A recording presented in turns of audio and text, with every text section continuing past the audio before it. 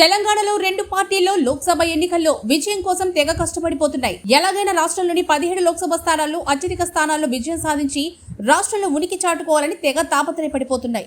ఈ రాష్ట్రంలో అసెంబ్లీ ఎన్నికలు జరిగి ఆ ఎన్నికల్లో కాంగ్రెస్ విజయం సాధించి ప్రభుత్వాన్ని ఏర్పాటు చేసి నిండా 3 నెలలు కూడా కాలేదు. అసెంబ్లీ ఎన్నికల విజయంతో కాంగ్రెస్ జోష్ మీద ఉంది.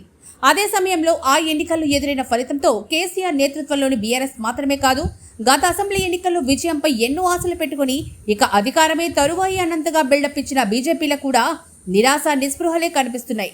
లోక్సభ ఎన్నికల్లో కూడా నామమాత్రపు స్థానాల్లో విజయం సాధిస్తే ఆ రెండు పార్టీలకు కూడా తెలంగాణలో సమీప భవిష్యత్తులో తేరుకునే అవకాశాలే ఉండవు. అందుకే ఎలాగైనా సరే సర్వశక్తులు కూడగట్టుకుని గట్టి పోటీ ఇవ్వడానికి రెడీ అయిపోతున్నాయి. అదే సమయంలో కాంగ్రెస్ సార్వత్రిక ఎన్నికల్లో రాష్ట్రం నుంచి అత్యధిక లోక్సభ స్థానాల్లో గెలిచే అవకాశం లేకుండా చేయడానికి లోపాయికారి ఒప్పందాలకే కాదు, అవసరమైతే పొత్తు పెట్టుకుని రంగంలోకి దిగడానికి కూడా వెనకాడలేదని పరిశీలకులు విశ్లేషిస్తున్నారు. గత కొన్ని రోజులుగా బీఆర్ఎస్ బీజేపీ పొత్తుపై రాజకీయ సర్కిల్స్ లో పెద్ద ఎత్తున చర్చ జరుగుతున్నా బీఆర్ఎస్ కానీ బీజేపీ కానీ దాన్ని ఖండించడానికి కూడా ప్రయత్నించకపోవడమే ఇందుకు తార్కాణంగా చెప్తున్నారు.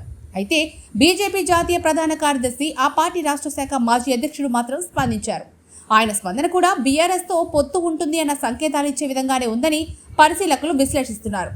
ఆయన స్పందనను బట్టి చూస్తే బీజేపీలో ఇంకా నాయకత్వ సమస్య పరిష్కారం కాలేదని అవగతమవుతోందని అంటున్నారు. కేసీఆర్ కేటీఆర్లను బదిలీ వచ్చేవారికి బీజేపీ తలుపులు బార్లా తీస్తుంది అంటూ ఆయన చేసిన ప్రకటన బీఆర్ఎస్తో పొత్తుకు అనుకూలమే కానీ ఆ పార్టీ నాయకత్వాన్ని బీఆర్ఎస్ వ్యతిరేకించి బయటకు రావాలని చెప్తున్నట్లుగా ఉంది.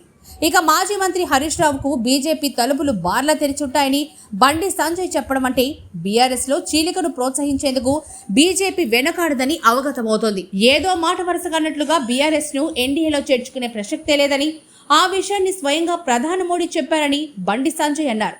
అయితే అసెంబ్లీ ఎన్నికల ముందు మోడీ ఎన్డీఏలో బీఆర్ఎస్ ను చేర్చుకునే ప్రసక్తే లేదని చెప్పారు. ఆ సందర్భానికి ఆయన ఆ మాట చెప్పుండొచ్చు.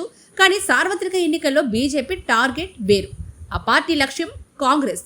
అందుకు తెలంగాణలో అధికారంలో ఉన్న కాంగ్రెస్ కు రాష్ట్రంలో లోక్సభ స్థానాల్లో విజయాన్ని అత్యల్ప స్థాయికి పరిమితం చేయడానికే తొలి ప్రాధాన్యత. ఇక కేసీఆర్ కి కూడా తన పార్టీ ఉనికిని థ్రెట్ బీజేపీ నుంచి కాదని, కాంగ్రెస్ నుంచి అని స్పష్టంగా తెలుసు. అందుకే ఆయన కూడా తెలంగాణలో కాంగ్రెస్ సాధించే లోక్సభ స్థానాల సంఖ్యను కనీస స్థాయికి పరిమితం చేయాలన్న లక్ష్యంతోనే అడుగులు వేస్తున్నారు. అసెంబ్లీ ఎన్నికల ఫలితాల అనుభవంతో ఇరు పార్టీలు కూడా రాష్ట్రంలో త్రిముఖ పోరుకు పెద్దగా సుముఖంగా లేరు.